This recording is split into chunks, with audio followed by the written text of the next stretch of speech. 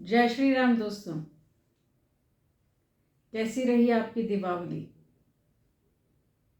आपने माँ का खूब स्मरण किया होगा। माँ लक्ष्मी की कृपा आप पर सदैव बने रहे। आज मैं थोड़ा डिफरेंट टॉपिक डिस्कस करने आई हूँ, जो शायद आप खुद हैरान हो जाएंगे कि इस तरह के टॉपिक तो आचार्य जी ने आज तक कभी भी डिस्कस नहीं किए। पर ये समय का डिमांड है। ये समय की हम सनातन धर्मियों से एक डिमांड है कि ये जो विलक्षण होता हमारी संस्कृति का पहलू,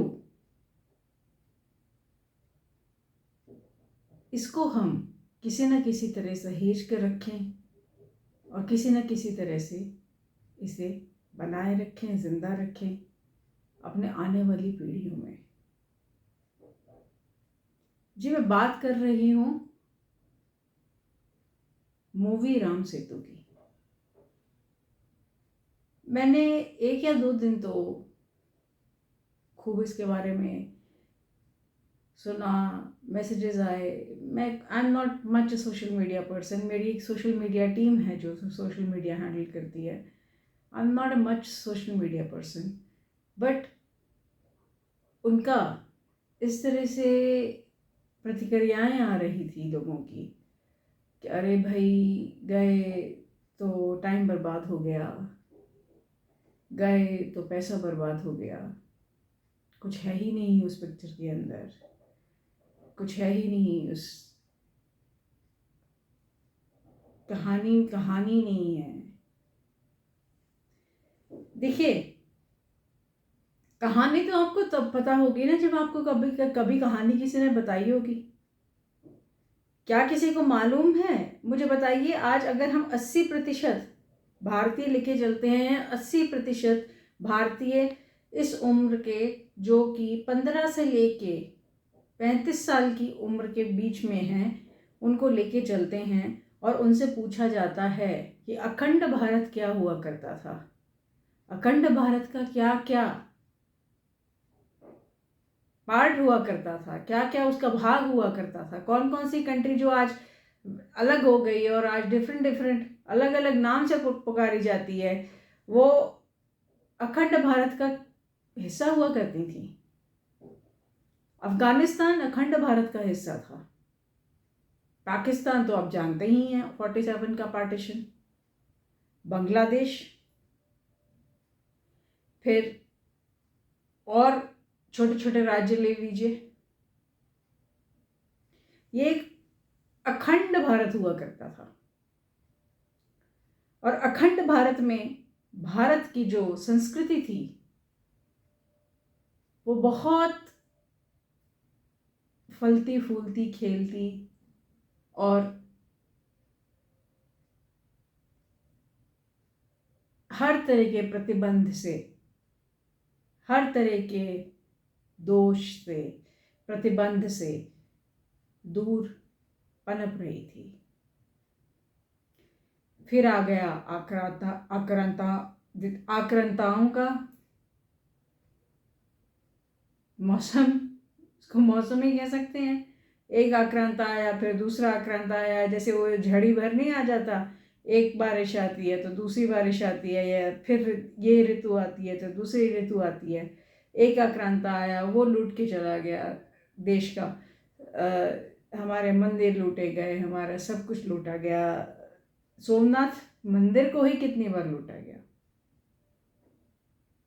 सोने की चिड़िया जिस देश को कहा जाता था, वो आज स्ट्रगल कर रही है। पर फिर भी आप ये देखिए, हमारी सरकार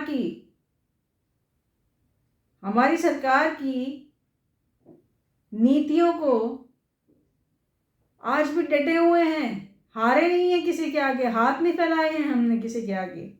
और ईश्वर ऐसे ही रखेगा। ये श्री राम की जन्मभूमि है। तो चलिए अब आ जाते हैं, बात करते हैं राम सेतु की। मेरे टूथ प्रॉब्लम था, तो I was not working today, so some of a friend of mind said कि चल वैसे भी आज काम नहीं, you will not be speaking much on the phone, so let's go and watch Ram Setu.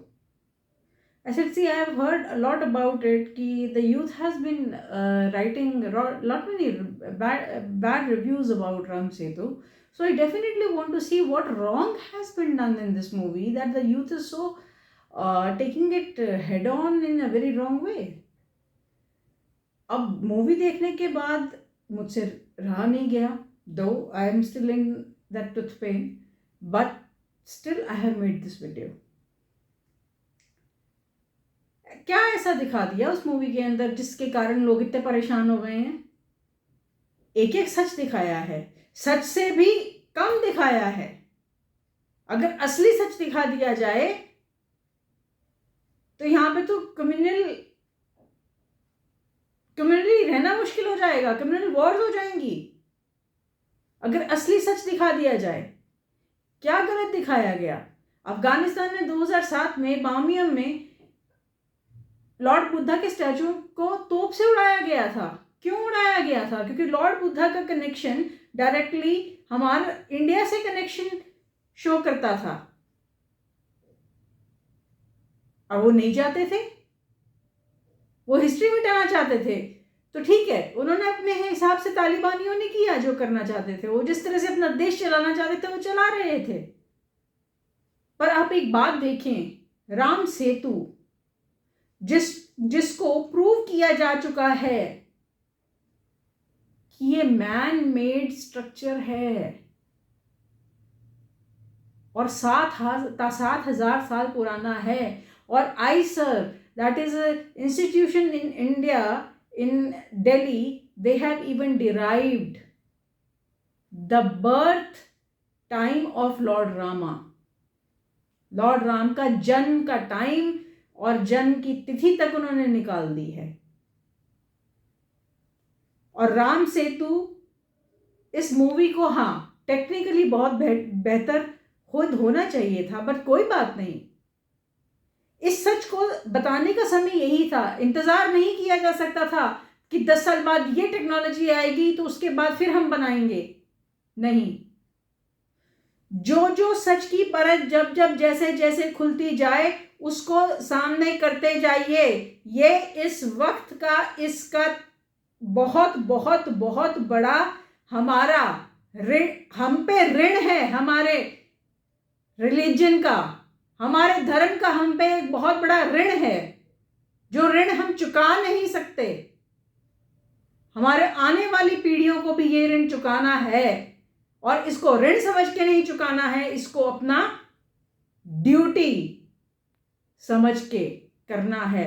और टेक्नोलॉजीज आएंगी, और इसमें टेक्नोलॉजीज लेके आइए, दिखाइए आने वाले पीढ़ियों को कि ये था उस वक्त किसी सिचुएशन में इस तरह का बांध भी बना था, floating, it was floating stones. अपने आप में मिरेकल है। इस मूवी में शुरुआत में दिखाया जाता है कि अक्षय कुमार एक एथिस्ट है, वो बिलीव ही नहीं करते हैं गॉड में। वो बिल्कुल बिलीव नहीं करते कि गॉड या गॉड नाम की कोई चीज एग्जिस्ट करती है without any kind of proofs. But beautifully it is shown कि कैसे एक एथिस्ट, कैसे एक भगवान को ना मानने वाला भगवान को मानने पे मजबूर हो जाता है। मजबूर किया नहीं जाता, वो नतमस्तक हो जाता है कि मैं गलत था, आप सुप्रीम हैं, there is a supreme power guiding us. और वो अपनी जान तक की बाजी लगा के प्रूफ इकट्ठे करता है, और राम सेतु को तोड़ने से बचाने की वर्डिक्ट की डेट तक वो सब फ्रूट्स लेके आता है। 3 cheers for Akshay Kumar. I must say, he attempted this movie and he did it so well. ठीक है, बहुत सी और सेक्टर्स हैं, साउंड सेक्टर है, टेक्निकल सेक्टर है, उसमें बहुत कुछ बेहतर किया जा सकता था। पर अगर आप एक एनिमेटेड मूवी देख सकते हो, अगर आप एक सबटाइटल वाली कोई कोरियन पिक्चर देख सकते हो, उसमें टाइम लगा सकते हो, तो राम सेतु देखने में क्या तकलीफ है। और मैं आपको एक और बात बताऊं, आज जिस हॉल में मैं गई थी देखने के लिए, it was full. There was not even one seat available. It was totally housefull. So that shows how much we care about our religion, संस्कृति, इन सब के बारे में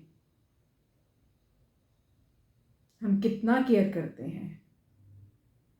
और ये चीज़ हम तक ही ख़त्म नहीं हो जानी चाहिए, ये आगे हमारे बच्चों, हमारे जनरेशन्स, ऐसे पद चिन्ह छोड़ के जाइए ना, ऐसे फुटप्रिंट्स छोड़ के जाइए, ऐसे अवशेष छोड़ के जाइए कि कभी आपकी भी 14 साल बाद की पीढ़ियाँ आपको खोजती कि आप क्या करते थे उस वक्त,